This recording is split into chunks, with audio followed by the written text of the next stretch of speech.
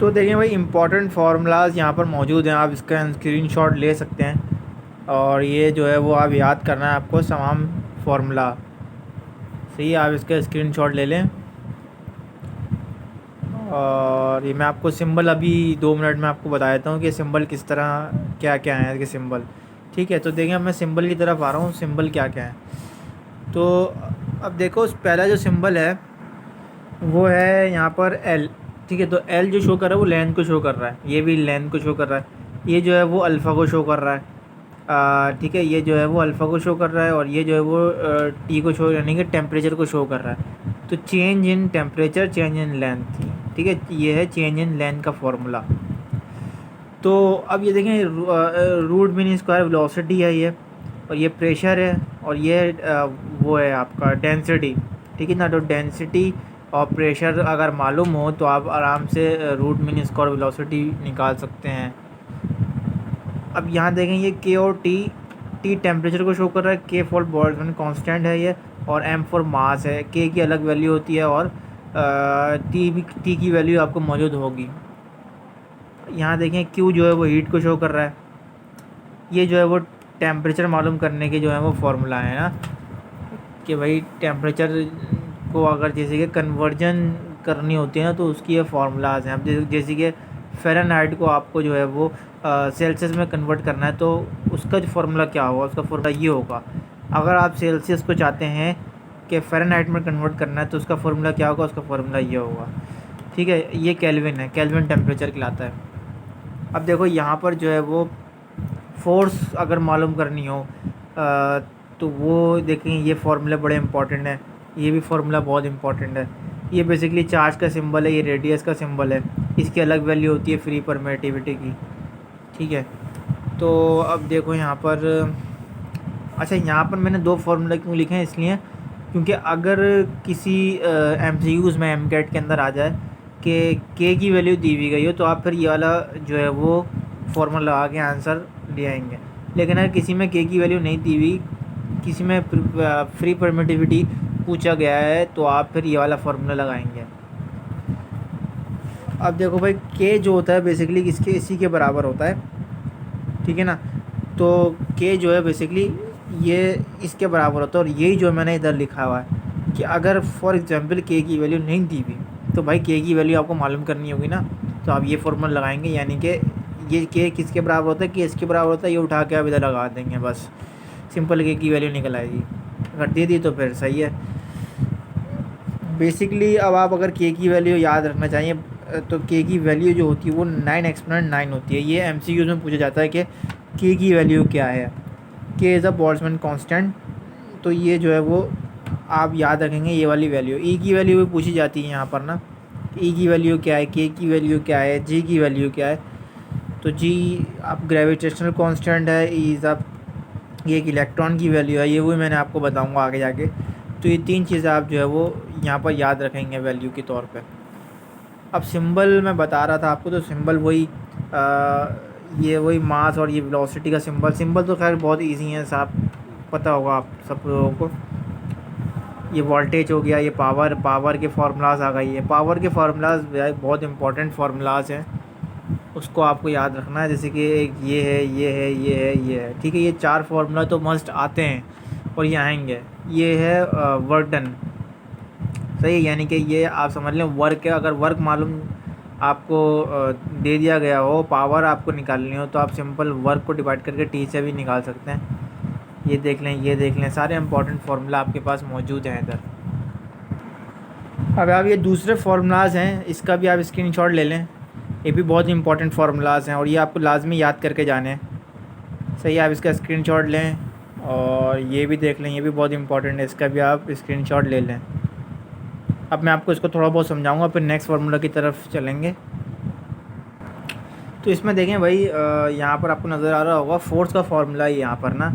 ये वेलोसिटी है, वेलोसिटी और multiply by B, B for magnetic induction या मैग्नेटिक फील्ड कह सकते हैं इसको। तो फोर्स इस ये क्यू जो है वो चार्ज को शो करता है। तो फोर्स इस फार्मूले से भी निकल सकती है, अगर कोई एंगल दे दिया जाए तो इस फार्मूले से भी निकल सकती है। ड्रिफ्ट वेलोसिटी का फार्मूला ये है, L divide by T.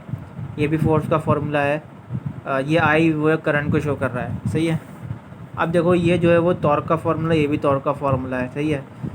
F force को शो कर रहा है और ये बी जो है वो ब्रीथ को शो कर रहा है, यानी कि वॉल्यूम और ब्रीथ सुना होगा ना आपने, ब्रीथ ये वाली, ये वाली ब्रीथ को शो कर रहा है बी, ठीक है। वॉल्यूम ब्रीथ वो वाली शो कर रहा है ये। और यहाँ देखें, यहाँ पर BIAN, ए फॉर एरिया को शो कर रहा है, बी आपको पता है magnetic flux intensity, I current, N number of turns, cos theta angle आ जाएगा, सही। इस तरह से भी टॉर्क निकल सकती है, ये सारी चीज़ें आपको मालूम होगी न्यूमेरिकल के अंदर।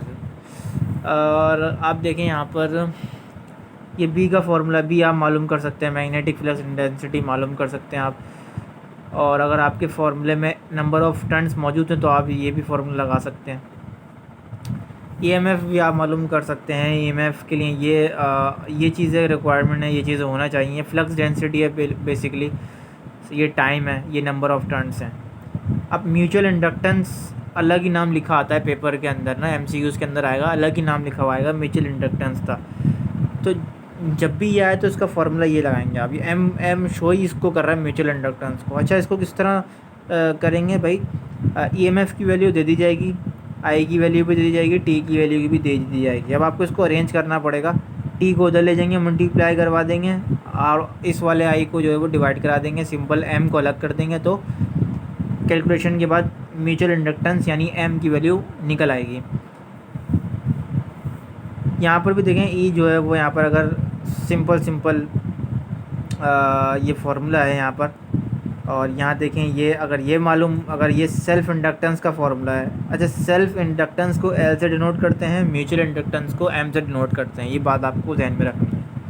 ये दोनों जो हैं वो मतलब एक ही फार्मूले से होंगे, बस नाम का फ़र्क आएगा उसके अंदर, आपके न्यूमेरिकल्स के अंदर या फिर आपके MCQs के अंदर।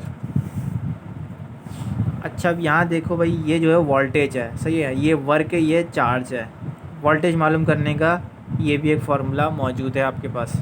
ये EMF है, ये नंबर ऑफ़ टर्न्स। अच्छा, ये जो है भैया यहाँ ये एरिया है, ये B है मैग्नेटिक फ्लक्स इंटेंसिटी, और ये आपका वो पूरा एंगल आ जाएगा। तो आप इस फार्मूले की मदद से भी ये मालूम कर सकते हैं EMF। अच्छा, ये जो है वो एंगुलर वेलोसिटी का सिंबल है W ना, आपके पास उसके अंदर वैल्यू मौजूद होगी। ये जो है बेसिकली MCQs में ज़्यादातर ऐसी पूछ लिया जाता है, इसका न्यूमेरिकल तो मैंने कभी नहीं देखा आए हुए। पूछ लिया जाता है कि बताएं कम्पटन स्कैटरिंग की जो वैल्यू होगी वो क्या होगी। तो आपको इसको देख लें, इसको ये आपको टिक लगा के आना है पेपर में, सही। ये वैल्यू होती है कम्पटन स्कैटरिंग की, ये रट्टे वाली वैल्यू है। वोल्टेज है भैया, ये करंट है, ये रेजिस्टेंस है, ये वोल्टेज का फार्मूला है। ये काफ़ी दफ़ा यूज़ होगा, ये भी बहुत काफ़ी दफ़ा यूज़ होगा। चार्ज, कैपेसिटेंस कहते हैं इसको ना, कैपेसिटेंस और वोल्टेज।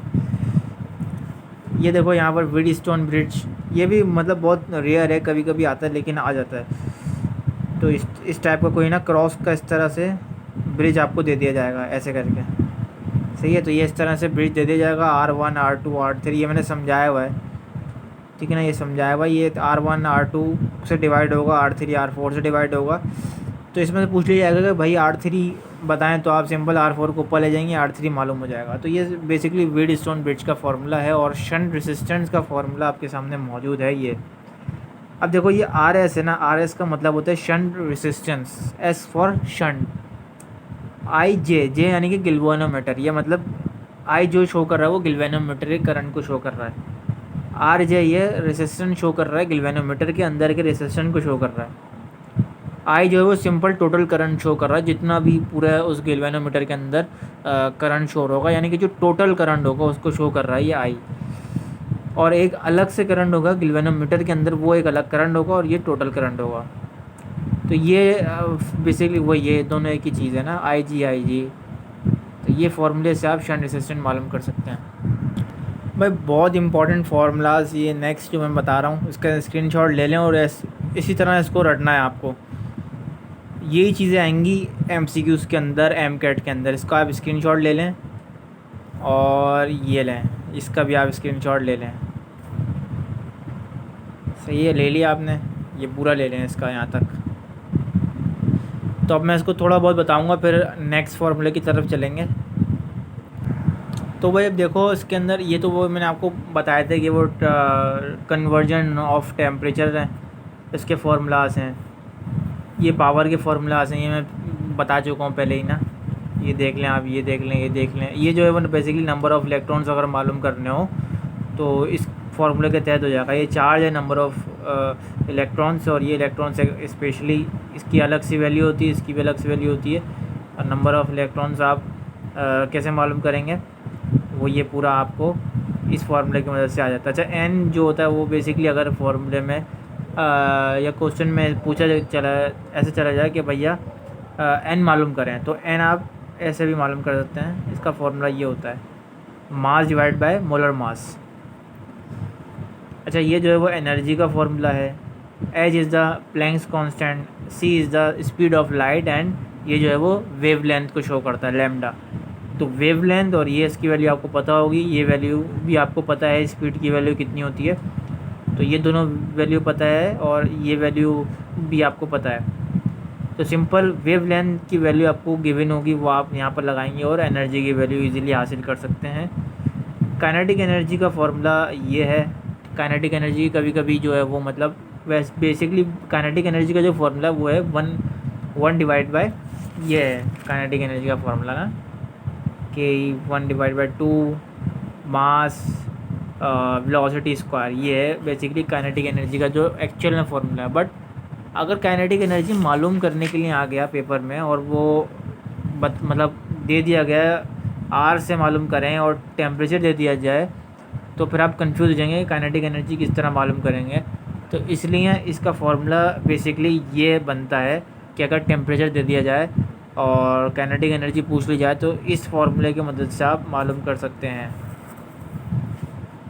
अब देखें, ये जो है वो वाला फार्मूला बहुत पूछा गया है और ये काफ़ी बड़े MCQs में आता है।